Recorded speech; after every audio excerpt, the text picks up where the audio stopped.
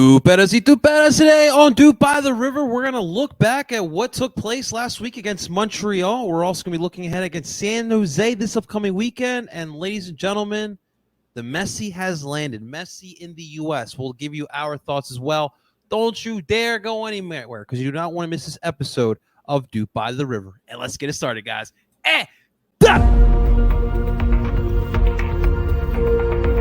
Dupe by the River doesn't do anything well. There is not one. I'm sorry. There was no creativity. As a Union fan, I take that all day. Another DP. We need to go get Mario Balotelli.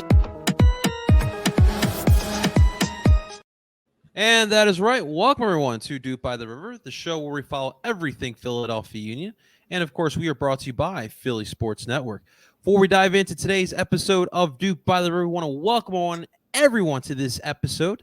We're happy to be back this week. Of course, welcome everyone from El Parcero Phillies YouTube channel. Welcome on in for Dupe by the River Twitter account. If you're watching live on YouTube, make sure you guys hit that like button, subscribe for more Phillies for more Dupe by the River, and then of course make sure you guys follow us here on Dupe by the River. Of course, I'm joined today with my expert in duping. Please give him a warm round of applause and welcome back my man, Mr. Zach Lobasso. Zach, what's going on, brother? Welcome on back, baby. Yeah, it's been an interesting day today. A lot of big things going on, and I'm looking forward to talking about them. It's good to be back. Soccer season is winding down, at least for the club level for the kids, which frees up me quite a bit. So, yeah, should be good. We're always happy to have you back, and I'm happy to have you because you know what? You do have an appreciation for South American football, so I do appreciate that. So we'll definitely talk about the GOAT that is Messi. Dude, you surviving out Armageddon out there, man? It's pretty weird out there. Yeah, I was out training last night actually. Oof. When it started rolling in, and I was like looking around, wondering what was going on. And I realized like where it was coming from. But yeah, it's like really. I opened my door one time to throw something out, and it was pretty strong, like the smell. And I was like, all right, we're just not going outside today. I didn't go to the gym. I didn't go for a walk. I threw something out onto my balcony, and that was as far as I got. So we're staying inside today. Maybe tomorrow too. We'll see if it gets any better. Well, they did postpone the Phillies game here today. That got pushed back to tomorrow. So it's a little weird out there. I don't even know how to handle it. It feels like I'm breathing in toxins, but Well, on the toxicity index thing that they have for like pollution and air quality, where I am right now we're at like 381, and like the highest it goes is 500. So like it's pretty bad out there. It is pretty bad out there. Nobody ever come out of Philadelphia. We survived championship losses. We've survived water poisoning. We survived air pollution. Don't ever come at us again. Flooding on the Vineway. Don't ever come at us again, man. Oh man. Real quick before, because I know everyone wants to talk about Messi. We did have to talk about this because this was a hot topic within the Unionverse, as I like to call it. LAFC loses Champions League final to Club Leon. First off, we do want to congratulate to Club Leon because that is a remarkable trophy that they got. So for you, Zach, with LAFC losing, did that move anything in you? Like, what was your thoughts on it? Did you care? Did it bother you? Were you happy? No, I didn't really care. Like, personally, for me, I would have rather LAFC won just because, like, MLS. I know that that's an unpopular take among a lot of Union fans because they hate LAFC. But, like, I think we've gone over the fact that I watch soccer a little bit differently than most Union fans do, in terms of the way that I kind of watch it more for. Like, I fell in love with the game before I fell in love with the Union, so I'll always value that over the team specifically. So I wanted LAFC to win because I like the way they play and I like the players on their team. And, it's always good for MLS to get a team into the Club World Cup. I mean, we've only done it once, but Seattle had a decent showing last time. And I think LAFC could have gone decently far in the competition, but, I wasn't like heartbroken because I lost, nor was like I super happy that Leon won. Like I was, was what it was. I'm on the same page with you. And here's the thing. Like, everyone knows I know how to hate a team. Like, don't get that shit twisted. I know how to hate a fucking team, man. LAFC hurts for sure. Like, when I think of MLS Cup final, the CCL semis, it hurts for sure. But when it comes to CCL, like, yeah, I felt the same way. Like, I did put that aside because, like, I love this league.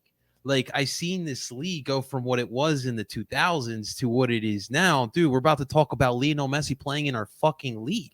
So for me, the growth of our league, our sport, and our country, to me, is more important than any, little bickering that we have with LAFC because they were flat out the better team on 2 occasions. So to me, congrats, I didn't want LAFC to win because it's MLS over anything else, especially in that type of tournament. But it is interesting. I do understand the other perspective. Yeah. It hurts, man. I still see Bale scoring that freaking goal, man. Like, I Gareth get that Bale, part. man. But at the end of the day, man, I need this league to continue going where it's at, man. That's really what it is, man. But Messi does help our league, man. So let's talk about it real quick. I want to start off with this. I don't think you and I are going to disagree, Zach, that Messi coming to our league is a big deal and it absolutely helps our league. You're talking about the greatest of all time. We can argue that at a different time if you want, but Messi's the greatest of all time. Here's my thing, and I have to be real and I have to be honest. Only the first thing I could think of, Zach, is number one. The first thing that's why I tweeted that out. The ticket prices. And you're seeing it all throughout the league. Everyone 1,000%. 1,000% they went up. These prices are absolutely ridiculous. The tickets for the July 21st game, which is like rumored to be when he's first going to play, were $18 this morning. They're $300 now. And I only know that because I might go to that game because I'll be in Orlando. So I might just drive on down there and go. But yeah, it's crazy because, but that's the impact, right? Like, to see the greatest player of all time in a game that matters, like not just like a friendly in the summer, like a game that actually matters in your home league against your home team. Like, that's huge. Like, that's huge. Here's my thing. So 5 years, 3 years down the line, Messi leaves. Do people still have the same kind of reaction towards MLS? Will you still support Miami when Messi retires from Miami? When Messi leaves the league, will you still go to all these matches? And this is where I'm going with it. Like, I love seeing Messi here. I think it's obviously really freaking dope, but I want what this league has been doing. What this league has been doing the past couple of years is duplicatable, and we can continue on this growth. Obviously, you can't keep getting Messi and Mbappe to come here in MLS and play here. So for me, it's about the fan culture. I don't want that plastic fan culture. That's been the beauty of the MLS, and that's the one thing that I worry about, and that's just my only gripe with Messi here. Well, I think the way you combat that is by bringing him in and then kind of toning down the roster rules that we have now to allow more bigger name, not the biggest names, but like mid-size European names to come over, in their mid to late 20s instead of their mid 30s. And not take in a DP spot, because like the way that DP spots, at least how I understand, is like there's a transfer fee that comes into play, and then there's also the salary, right? So if you bring in a guy like on a certain transfer fee, he's got to be a DP, where like that shouldn't be the case, because that just hinders the types of players you can bring in. Like, if you got rid of like how you calculate, like if DP was only based on salary and not transfer fee, or vice versa, you could top to bottom build a better roster than they have in MLS right now, which is going to improve fans, or improve the number of fans, increase the number of fans, and keep them after Messi leaves, because the teams have gotten so good and the names on those teams are so much more prominent than they are right now. Like, I think that's the bit. Like, if you tone down like the GAM, the TAM, the whatever, and you tone down like how many good players you can have on each team, and the salary cap should be increased. All that stuff is going to improve the name recognition on every team, which will keep fans post this Messi era. I think that's the biggest thing, is they need to start adjusting for how popular the league is getting, and making sure those fans stay by bringing in bigger players to each and every team, not just those bigger cities that we talk about. And that's funny because I've had people text me like, "Yo, who's next? Like, who's coming to MLS next?" And I'm like, I don't know. Suarez, Jordi Alba, and Busquets are all going to be on Miami in the next year and a half. Dude. All right.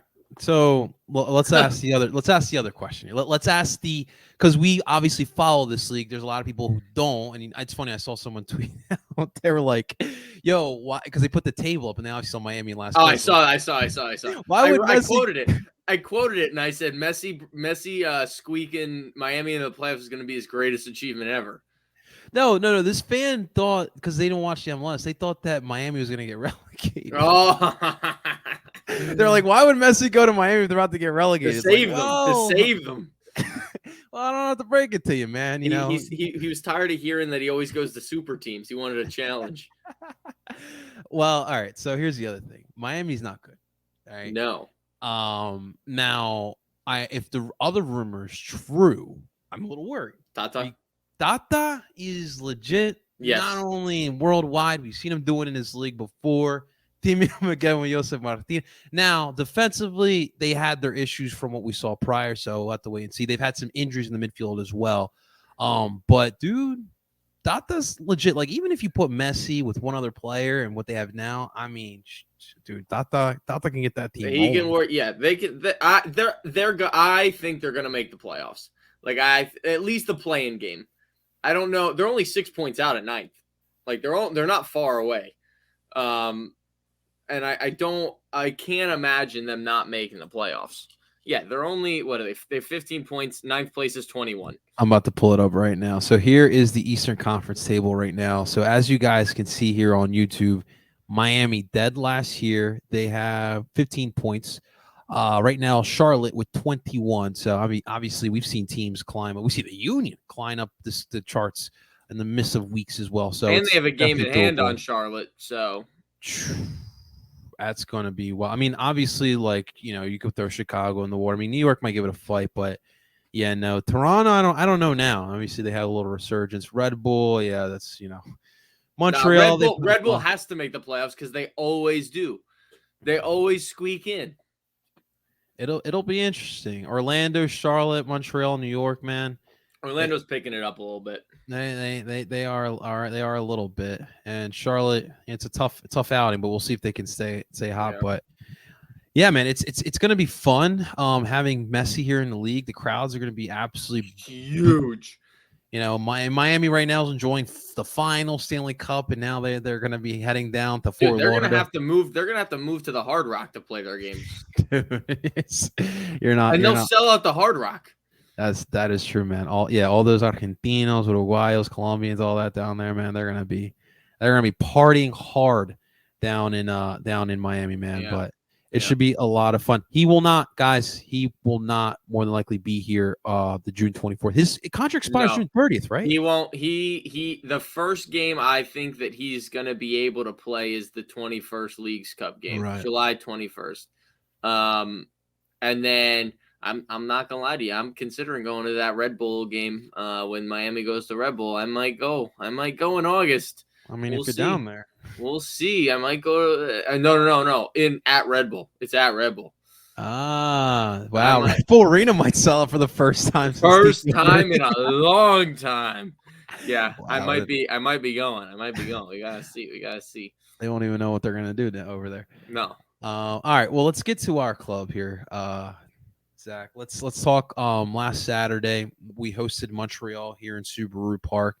It was an interesting one because Montreal had more on their mind with Canadian Cup. So they put out a squad that it was probably their B team for a team that's already, thin as it is. Yeah. So the lineup here for your blue and gold, they went back to the 3-4-1-2. This seems to be the staple of the season. Thank Blake in goodness. goal, Wagner, Elliott, Glesis in your back line, Real, Flock, Bueno, Harriel as your mids, Gazdak as the 10, Urre and Carranza as your 2 forwards. And yeah, the Union pretty much put the foot on the gas pedal from the jump, and they didn't let go. Carranza puts the goal in the 12th minute, followed by Urre in the 36th minute. Carranza put another one in the 61st minute. Carranza looked on fire. We'll talk about what we talked about in the beginning, Zach, because it's an interesting topic. But in this match, I mean, again, not really too much takeaway because Montreal did not put a strong lineup out there, but I saw a lot of relentlessness. I saw physicality. They have their confidence up. I don't care who they freaking play. They could play the 2019 Cincinnati squad. I don't care who it was. This team right now is getting back to what we saw last summer, and this is what we were talking about. As the months get warmer, this team gets hot, and so it seems like they're slowly starting to get to it. What did you see from last Saturday? Any takeaways? I think that they found a new kind of, I shouldn't say style of play, because I think their style's pretty much the same. Like, they don't want the ball, but they can. You know what Jim says. Yeah. You just need to score goals, man. That's it. That's all it takes is goals, and this team can score goals. But I love the 3-5-2. It's the formation I play with my U15 boys. I think it gives you so much versatility. It gives you so much in the attack without really giving up much on the back end. And it really allows our wingbacks. I mean, Kai played center back this week, which was interesting to see. But it is weird. I mean, because sometimes like Real and Wagner do like switch off at times. Yeah, in that one. But I mean, if Lowe's in there, Kai just stays wide. Right. But yeah, like, it allows our wingbacks, who largely are more attackers than they are defenders, that freedom to like go up and attack instead of having to like always be ready to get back and defend. Like, obviously they have the responsibility to get back, but because you have 3 center backs plus Brujo and Flock in there, usually, like, you have a lot of coverage and you're attacking with 5 or 6 as opposed to only attacking with like 3 or 4. So I think that it definitely is a move in the right direction, and we've seen it for the past like month now that they've been playing this. And I'm just glad that Jim kind of went away from the 4-1-2-1-2, because like, it was stale. Like, that's what I and a lot of other people were saying at the beginning of the season. Like, it looks stale. Like, there's no differentiation from how they've played, except for the fact that like other teams get it now and they're not allowing them to play that way. But with the new formation, it's worked out really well. And I think you saw that against a subpar opposition on Saturday.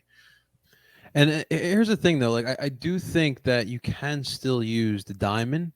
My problem was, and you mentioned it was stale for a reason. It's because you kept rolling that out there. That's the only formation they would ever play, like, with any consistency. With the same 11 too. Yeah. And no rotation. And that was the main problem with it. But yeah, like you mentioned, you got guys. It's like kind of like a breath of fresh air in a sense. But also too, what helps, Zach, is listen, this attack, that front line, Gaza, Carranza, and Urre, like, they are dangerous. Yeah, and their confidence is there. You brought up something interesting, Carranza. Last 2 weeks, it's been the main thing you notice. Dude is on, scoring goals, right?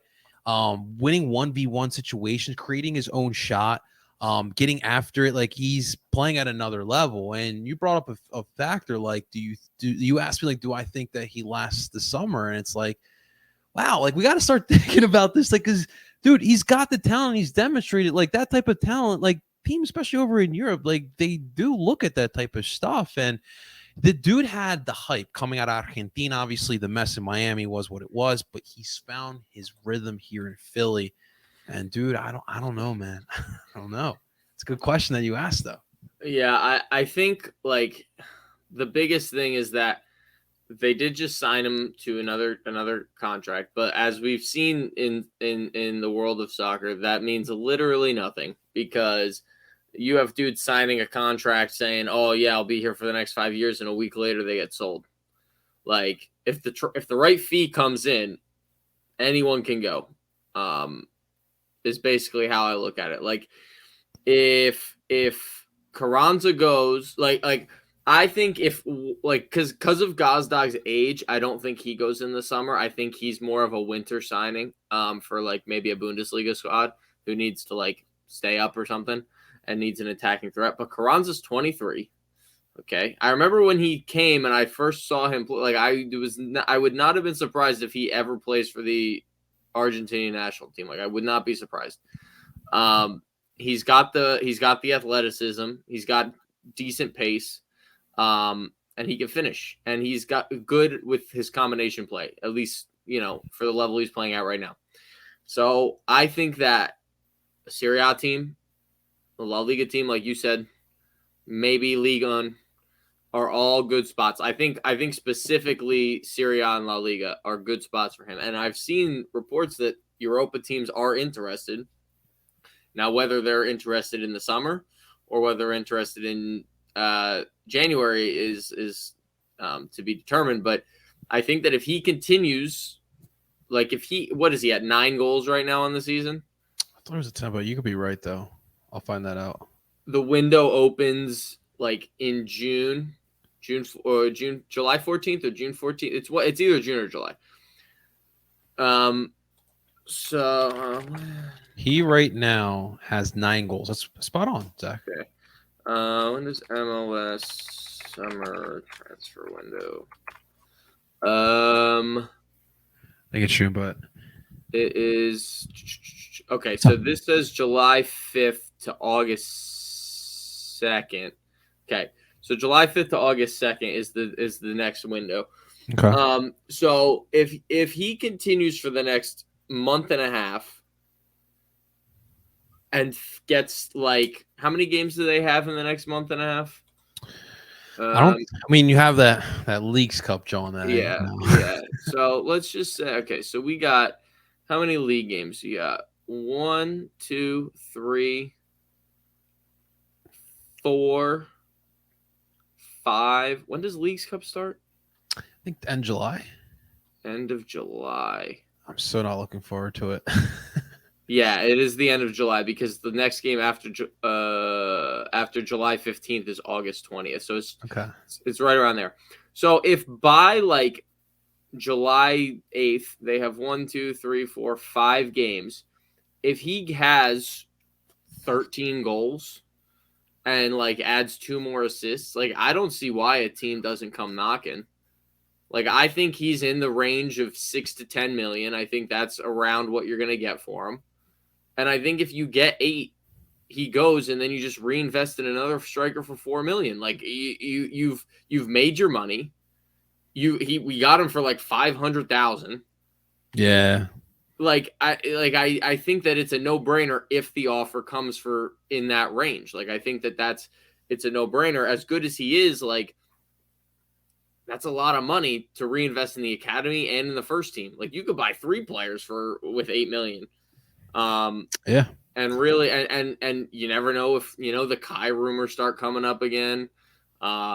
Like stuff like that. Like it all depends on those offers and how much people are willing to pay. But he's the one that I could see leaving this summer if any of them do. He's the one. I mean, he's certainly playing into it. I told you, like I need like that consistency with him. Like we've seen him ball out, but we've also seen him go on a cold streak as well. So consistency is definitely key. What's up, Ryan? What's going on, brother? I want to say hello real quick to Ryan Anderson.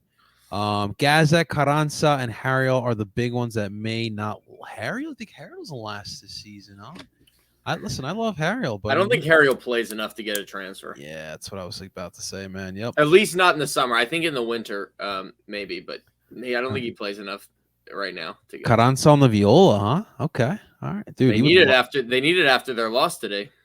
To what was it? To West Ham? Is that Europa League? Yeah, yeah. Dude, what their captain got gashed, bro? Did you see? Yeah, that? I saw that. Yeah. Dude, I hate that shit, man.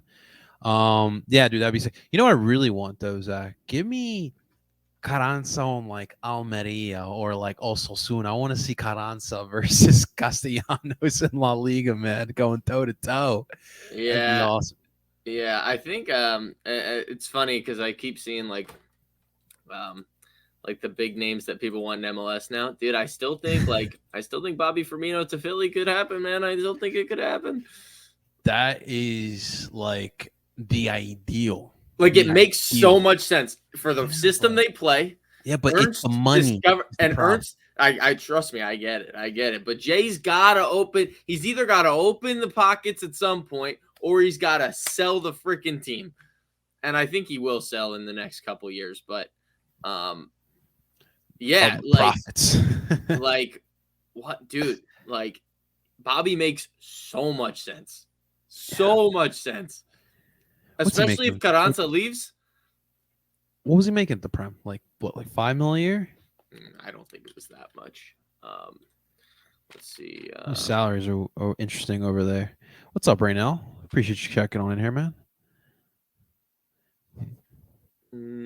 I would love like that veteran. It was a lot, actually, more than I thought. It was around 9 million a year, which is a lot more than I thought it was. Zach, when you put in goals, they gonna pay you. Yeah, but the thing was he wasn't even really putting in goals like that.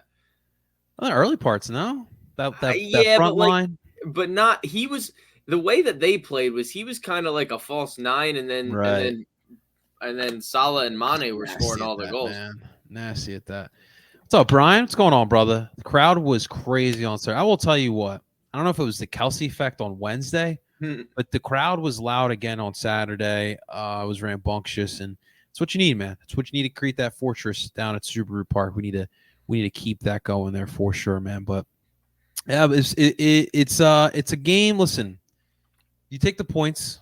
Obviously, Montreal didn't come with their best, but you take the points, and confidence is big. You know, gaining confidence any way you possibly can is absolutely huge, and we're going to take that into our next matchup.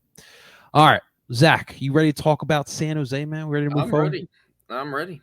All right, ladies and gentlemen, we're going to move forward here with our preview of San Jose Union in San Jose in California for this one. It's going to be a late one, so make sure you drink your coffee. No Red Bull, though, right? But we're gonna go ahead and look ahead. So, of course, as always, we like to give you guys a perspective of the other side. So joining us again this season, giving us the perspective of the Quakes, please welcome on in the legend himself, Don Favian Renkel. Favian, what's up, Papa? How you feeling, man? Hey, what's up, guys? I'm amazed we're talking about other teams besides Inter Miami right now. I'm gonna be real. Inter Miami is about to play against the Legion, right? No, they're playing right now. Yeah. So, I mean, I was listening a little bit before. I mean, Bobby Firmino going to Philly. I mean, that's not too crazy, right? I mean, the craziest thing just happened today, right? So exactly. It's not that crazy, but yeah. Thanks, guys, for having me on, and it's a pleasure to do this again this year. Yeah, man. Yeah, absolutely. How you been, Favian? It's been good seeing you, man. I love the look as well. Love the hair, brother. Yeah. Look at me, man. Looks good, man. Hey, man. I gotta get Kid Cal inspiration in there. Some Peso Pumba, inspiration. Yes. I love that, man. All the Mexican people some love out here in Cali. California. Awesome stuff, man. So you're back in Cali now, man? Yeah, I am. Dude, so sick. How they treating you? It was nice, man. It's nice to be out here. Weather's nice, so going to games is a good thing too. So excited. I just covered the CONCACAF Champions League final, and sick, dude. I was hoping that LAFC would pull it out, but no, unfortunately Seattle's the only team to ever win the CONCACAF Champions League ever, or MLS team, right? So well, now it's the cup, right? Yeah, the championship, the triple C now. And you know what? Philly's about to play this match at PayPal Park, which is the Triple P's. We call it PP Park. So come see us at PayPal Park. You know what I'm saying? Absolutely, man. Absolutely. So, okay. So you're still covering through area sports. Yeah. What else you been up to, man? Yeah. So now I write for Forbes. I write on the soccer side for them. Man. Yeah. So, we just released a Messi article today, how that switches up the odds. So Forbes is always about money. So it's on the betting side of things. So every time we talk about soccer, it's about on the betting side, and what money is about to the league and things like that. So yeah, I'm excited. I got that gig, and I covered the World Cup for them, and I'm going to cover the Women's World Cup if we have any women's soccer fans out here. Hey, of course. Yeah, so I'm excited. But yeah, Quakes is still here because I'm still from the Bay Area.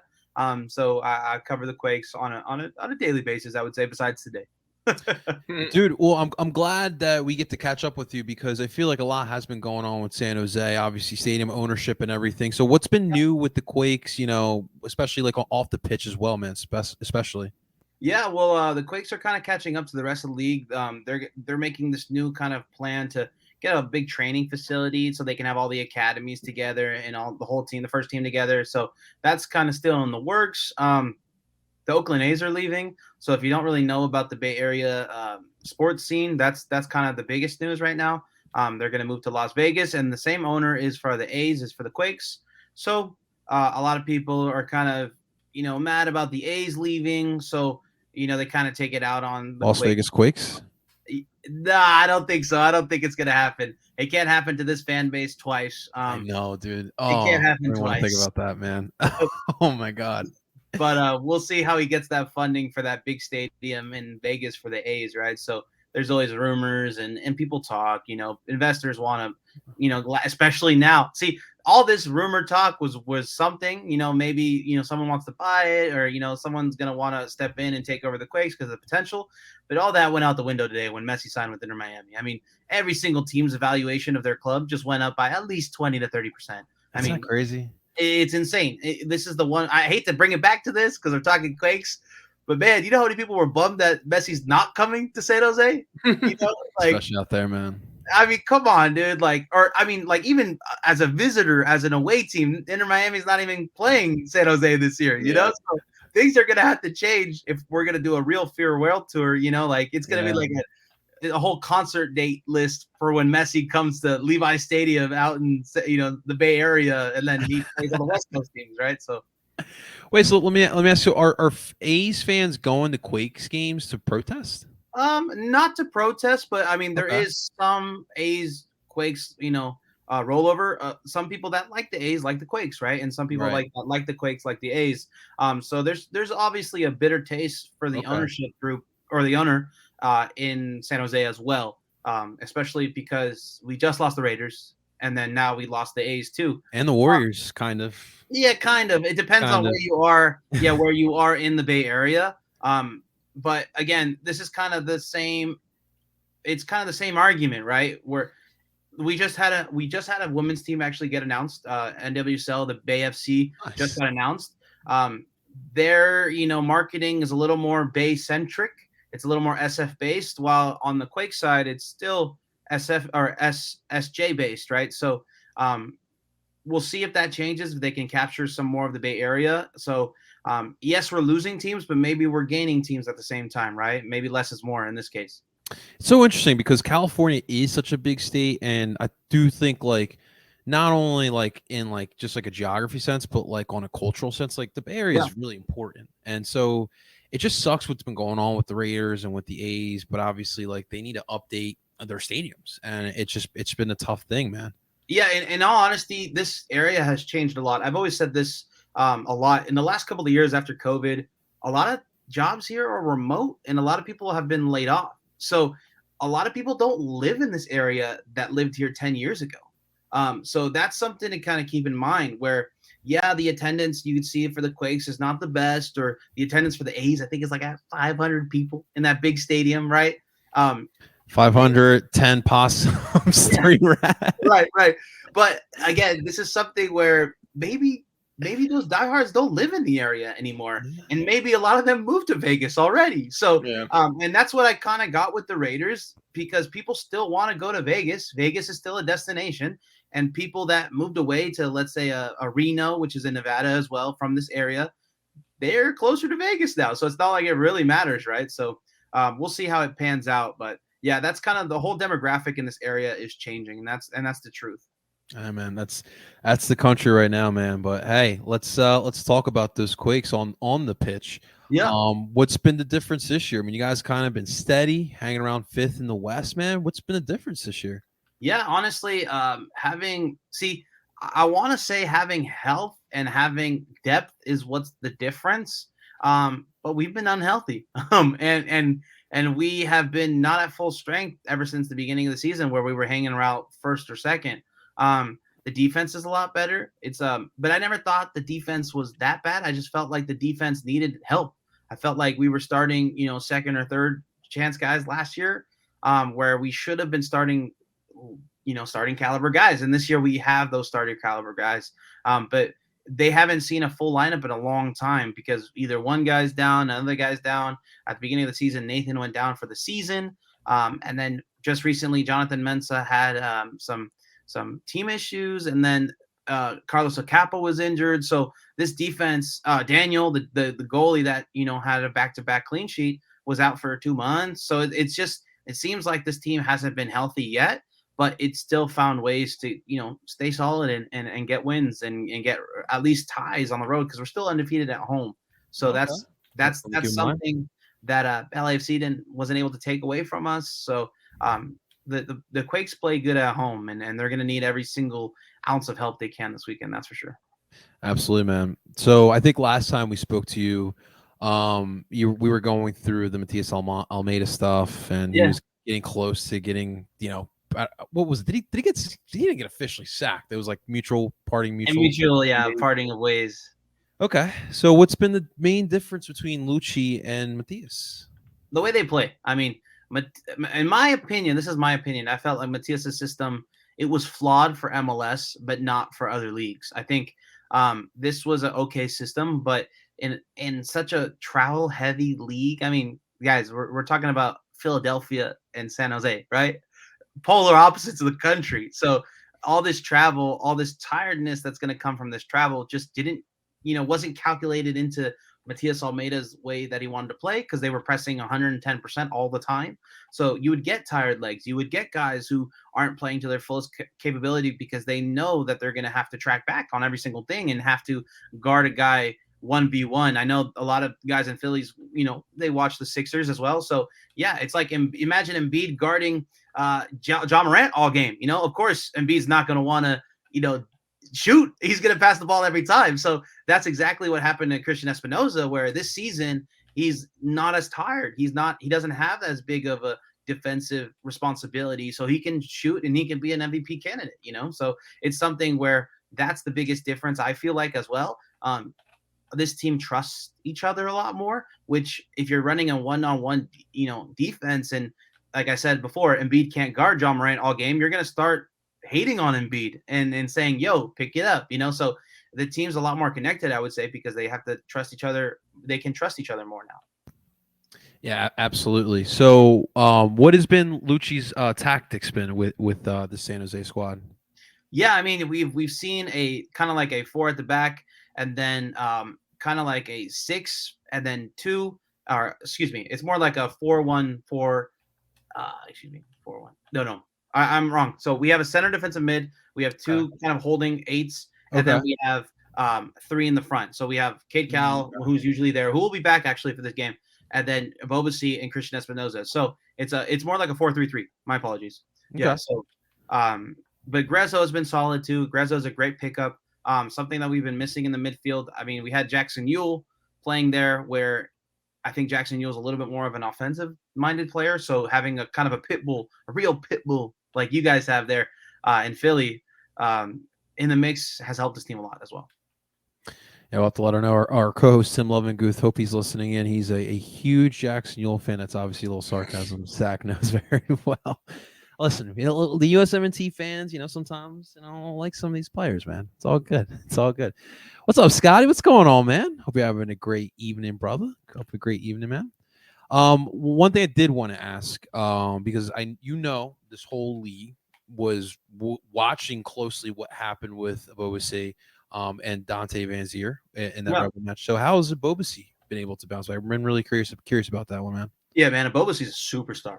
That guy is something else. He's a hero to a lot of young kids out here in this Bay Area, and probably to a lot of people in the country.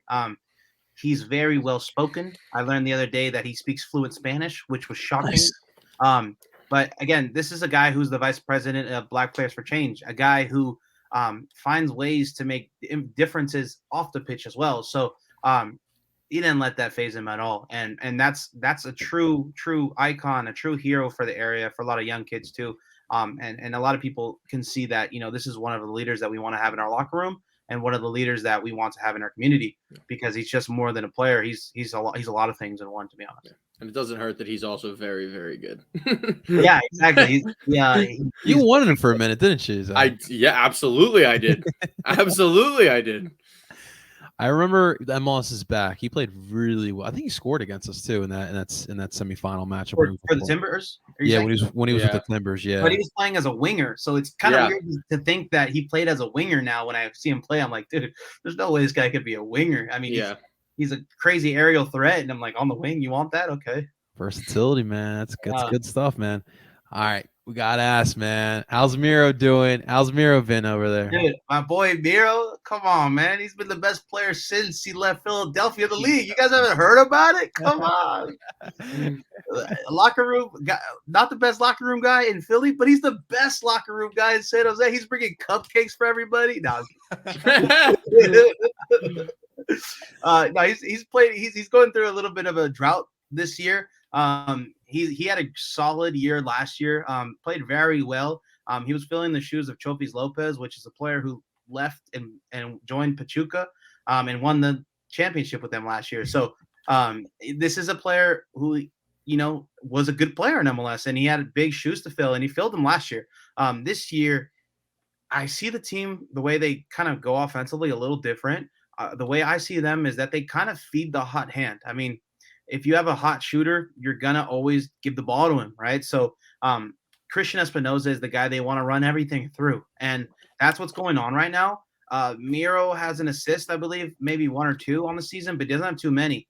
But it's not that he's playing bad. He's just kind of, being a supporting player instead of that superstar. And honestly, with the wages he's on and the transfer fee it took in, that's all right, So the guy to really look out for is Cade Cowell coming back from the World Cup and Christian Espinoza because so, I mean, dude, Cade was balling. Yeah, I mean, and he would have had a third goal if he wasn't for that, or another goal if it wasn't for that guy in the middle of the goal versus Uruguay. So it was something. I don't know if that was Jack McGlynn, but man, there's gonna be some tough words between Cade and that guy. That's for sure. Awesome stuff, man. Zach, let me bring it back to the Philly side, man. Dude, we are scorching hot, 9 unbeaten. But we got to go across country. And like Favian said, man, traveling in this country is no joke, especially in this league. Dude, how do you feel about this team keeping up their form going over to the West Coast? I think offensively they'll do well. I think defensively they'll struggle a little bit. We're not at predictions yet, but I think it's going to be a very even game. And yeah, I think that the formation against a team that's playing as well as San Jose, especially with Cade Cowell back, with 3 at the back, it can be a little tricky, especially when the team's playing a 4-3-3, because then you're pretty much matched up one-on-one with the back 3 and the front 3. So I think that could cause them a couple issues, and I think it will. But I don't think that they will struggle offensively. I think that's the side of this team this year, especially that's their identity. Whereas in past years, it's been the defense. Okay. All right. Well, could we see the return of the diamond? We shall see, ladies and gentlemen. I hope not. So when the Quakes kind of defend, when Cade Cowell and Miro are both playing, they kind of do something weird. They almost move back into a 5-back system where Cade Cowell is kind of like your left wing back, and then Miro actually goes into the spot where Cade is. I mean, that's kind of how they press and they defend if they're really kind of trying to not get scored on. So keep an eye out for that. When Miro moves over to that left wing, kind of takes up the space for Cade. Cade, before he went to the World Cup, maybe was a little too timid to be that second striker, or he wanted to stay behind Miro, but he was acting more like a wing back, in my opinion. So I could see, like you said, a very even match. And in my opinion, I might even say a low-scoring match.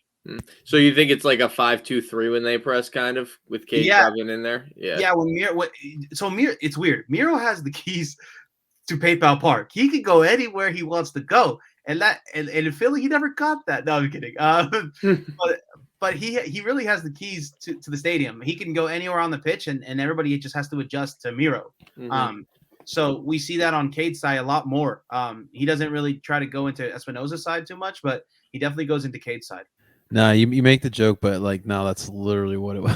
It's literally. That's what why he left, because he did not get the keys. Is Jim Curtin on the line? What's going on? You know, like. Well, it's funny you say that, Fabian, because now we have Joaquin Torres, Argentino. Yeah.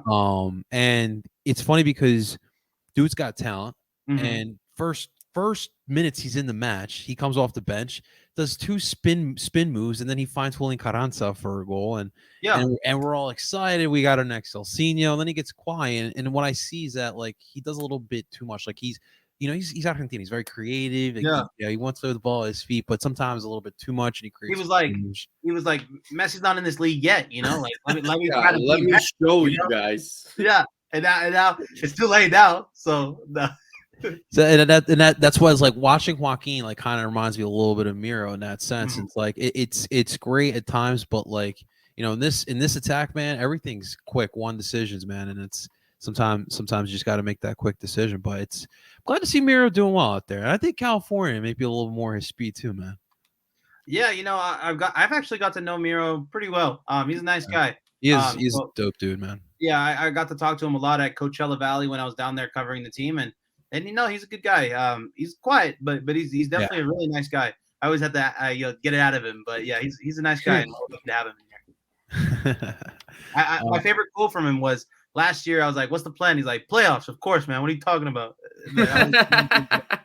On the press conference, that was a nice quote. Isn't it funny? Like some of these Euro players, and like they're like before, it's like, well, get the Champions League, win the league, and here it's like playoffs, playoffs, baby. I just love that. Like a lot of guys have like a lot of PR kind of jargon, but he looked at me like I was like asking him like, when are we landing on Mars? Like what are you asking me for? Like that's an obvious question. Playoffs, like, but no, it was kind of like AI or like practice, talking about practice type of thing. So. Jim Mora. He did the Jim Mora to you. The playoffs. Right. All right. Let's get to some lineups here. I'm curious to see how San Jose will line up here. What do you think of the lineup on Saturday? Yeah, so like I said before, Cade Cal will slot right back into that left back, or the left wing role, and then we'll see Bobucci at top. We'll see Espinosa on the right. Yule and Miro will be the holding mids, and then we'll see Gresso as your 6. And then if everybody's healthy on the back line, Jonathan Mensah is back now too. He was having a little rift with the team, so he had a 2-game suspension. But he's back with the team now. So you'll see Mensah and Rodriguez, which Rodriguez, if you don't know him by now, he's one of the, like, I would say most on-ball center backs that you see in the league. He almost likes to free roam into their striker position. So we kind of have a double striker at some times. It's weird. I've never seen little John Stones action. Yeah, it's real weird. I mean, you see this 6'7" dude just running through the midfield, asking for the ball from Miro, right? So it's like, all right, what's going on? But and then on the left side, we'll probably see Trauco, which is a Peruvian international. He's played in Ligue 1 and is a good player. And then as well as on the right side, we're going to probably see Carlos Acapo, which is a former La Liga player of last year. So again, this is a solid team. And then Daniel as a goal. I mean, he's had 2 clean sheets. You can't really take that out of goal. But he's been solid. He saved a PK last game. So I feel like that's how they're going to line up. Okay. All right. Which is a normal lineup. Nothing crazy. Okay. Zach, I'm so curious how you think the line up here, man. I kind of think that the only change we'll see from the normal, we'll not last week's lineup. I think Lowe goes back into center back, and I think Kai goes back out wide. I think Bizo comes back in on the right. I think Jack McGlynn starts over Flock, and I think the rest stays the same. I love that. Martinez handling the defensive work. McGlynn just creating. I love that lineup, man. All right, let's get to some prediction time. All right, Fabian. What do you think will happen on Saturday night between the Union and San Jose? Yeah, to be honest with you, I think this is going to be the Union strike first, and then the Quakes spend 60 minutes trying to score to tie the game up, and then I think they're eventually going to tie. I think it'll be 1-1. They stay undefeated. So does Philly. once they both have that 1-1, they both take the pedal off the gas, and they both cruise with the tie. I think that's what's gonna happen. Okay. Wando in the stands again. Wando was there in 2019 in the stands against. Yeah. Well, yeah. I believe he was with the Ultras that night, and then yeah, he was. And then, awesome, man. there was the bald striker Casey. I forgot. Oh yeah, Connor Casey. Yeah, Connor Casey that scored twice against us, and I was like, dude, this guy's on the brink of retirement. What is he doing? Scoring 2 goals on us, So, no, but that was a while ago. I think that was 2015 or something that I remember Philly coming into town. But yeah, I think it's gonna be 1-1. Wando will probably be on the coaching staff because he's on the coaching staff. So. Nice. I didn't know that. Okay, cool. Yeah, I mean, why do you think Jeremy Ebobisi's so good nowadays? Hey. No. Jeremy Ebobisi's a great player, but Wando's influence is definitely there. No, for sure, man. He was a great leader as a player. That's for sure, man. Zach, what do you think will happen on Saturday night? I also think it's gonna be a draw. I think it's gonna be 2-2 though. Okay. I think it's gonna be a little more attacking from both sides. I think. But yeah, I think it ends in a draw. I think it's going to be a good matchup.